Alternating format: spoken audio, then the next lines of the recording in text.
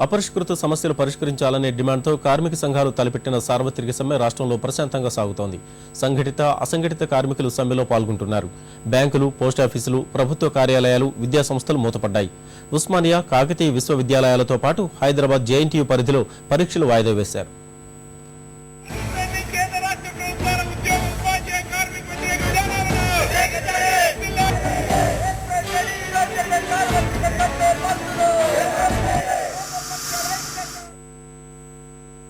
దేశవ్యాప్తంగా సాగుతున్న సార్వత్రిక సమ్మెకు మద్దతుగా రాష్ట్రంలోని కార్మిక సంఘాలు ఆందోళనలు చేపట్టాయి. బ్యాంకింగ్ వ్యవస్థ పూర్తిగా స్తంభించింది. చాలా చోట్ల విద్యా సంస్థలు మూతపడ్డాయి. పలు జిల్లాల్లో దుకాణాలను వామపక్షాల కార్యకర్తలు మూయించారు. సమ్మె ప్రభావం జంట నగరాల్లో పాక్షికంగా కనిపించింది. కాచిగూడ రైల్వే స్టేషన్ సహా నగరంలో ప్రధాన రోడ్లు బోసిపోయాయి. కోఠి ర్యాలీలో పాల్గొన్న సిపిఐ, సిపిఎం రాష్ట్ర కార్యదర్శులు నారాయణ, రాఘవులు సహా పలువురు నాయకులను అరెస్టు చేశారు.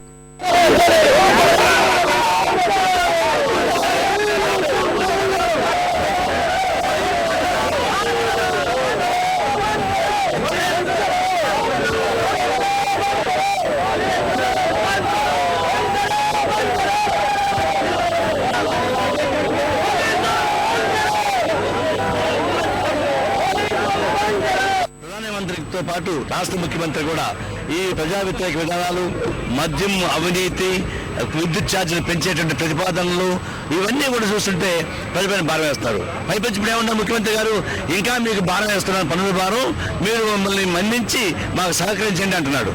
అంటే మిమ్మల్ని కత్తిపెట్టి పీక కోస్తాము, మెత్తగా హాయిగా ఉండండి, మమ్మల్ని ఏం అనమాకని చెప్పేసి ముఖ్యమంత్రి విజ్ఞప్తి చేస్తున్నాడు. వరంగల్, హన్మకొండ, కాజీపేటలో వ్యాపార సంస్థలు మూతపడ్డాయి. కరీంనగర్లో కమ్యూనిస్టులు బస్టాండ్ ఎదుట బైఠాయించారు. ఆదిలాబాద్, మెదక్ జిల్లాల్లో సార్వత్రిక సమ్మె ప్రభావం స్పష్టంగా కనిపిస్తోంది. విద్యా, వ్యాపార సంస్థలు తెరుచుకోలేదు. బస్సులు డిపోలకే పరిమితమయ్యాయి. ఖమ్మంలో బస్ కండక్టర్పై ఏఐటీయూసీ కార్యకర్తలు దాడి చేశారు.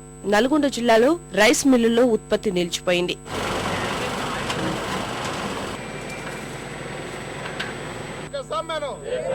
దేశవ్యాప్త సార్వత్రిక సమ్మెను వామపక్షాల ఐక్యత.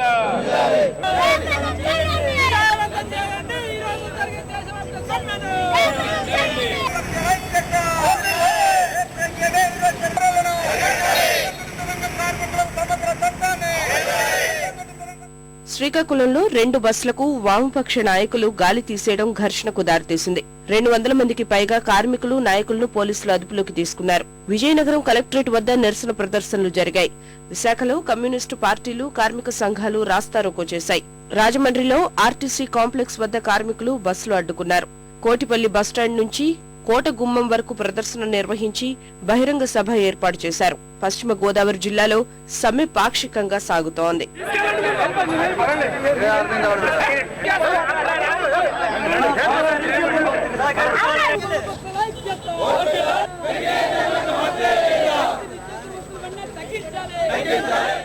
ప్రజా వ్యతిరేక విధానాలతో ప్రభుత్వం కార్మికుల జీవితాలను దుర్భరం చేస్తోందని విజయవాడలో విపక్షాలు మండిపడ్డాయి.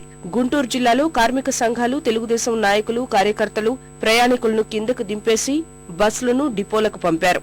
దుగ్గిరాల పసుపు మార్కెట్ యార్డు మూతపడింది. ప్రపంచీకరణ, సరళీకరణ విధానాలకు వ్యతిరేకంగా జరుగుతున్న బంద్కు అంతా సహకరించాలని ప్రకాశంలో వామపక్ష నాయకులు పిలుపునిచ్చారు.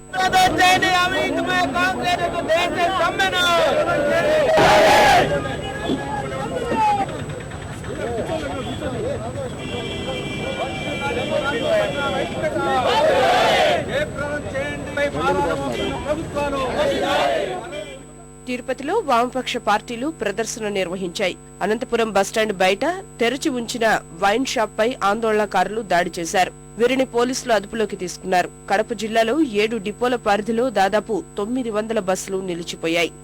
రాష్ట్ర వ్యాప్తంగా బంద్ జయప్రదంగా జరుగుతా ఉంది. కేంద్ర ప్రభుత్వానికి ఒక హెచ్చరికలాగా ఈ రోజు ఈ సార్వత్రిక సమ్మె జరుగుతా ఉంది.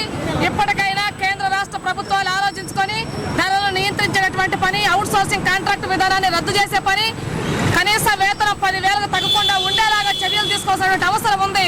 లేనట్లయితే రాబోయే కాలంలో దీనికంటే పెద్ద ఎత్తున కార్మిక నిరసన సవిచూడాల్సినటువంటి అవసరం మీ ప్రభుత్వ పీఠాలు కదిలిపోయినటువంటి పరిస్థితులు రాబోతుందనే హెచ్చరికగానే ఈ సమ్మె జరుగుతా ఉంది.